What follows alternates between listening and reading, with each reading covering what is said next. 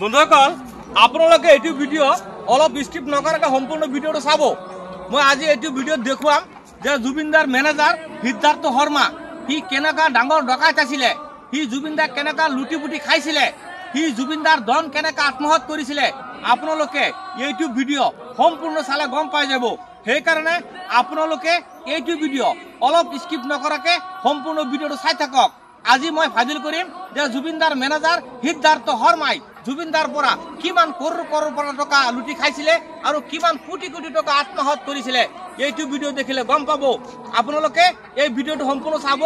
আৰু যদি আপোনালোকে জুবিনদাৰ ফেন হয়, আপুনিও যদি জুবিনদাৰ অনুৰাগী হয়, এই ভিডিওটো শ্বেয়াৰ কৰি পিনে গোটেই অসমবাসী ৰাইজক দেখাৰ সুবিধা কৰি দিব যে মেনেজাৰ কিমান ডাঙৰ এটা গাদ্দাৰ আছিলে, কিমান ডাঙৰ এটা কালপিট আছিলে সিদ্ধাৰ্থ শৰ্মা। এইটো ভিডিও চালে গম পাব। আপোনালোকে এইটো ভিডিও অলপ স্কিপ নকৰাকৈ চাই থাকক। মোক মেনেজাৰে কথা পাতিছিলে 7 লাখ টকাত।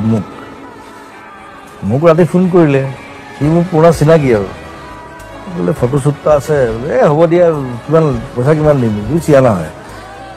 মই বোলো হ'ব 1 লাখমান দি দিবি যা, এদিনৰ শ্বুট।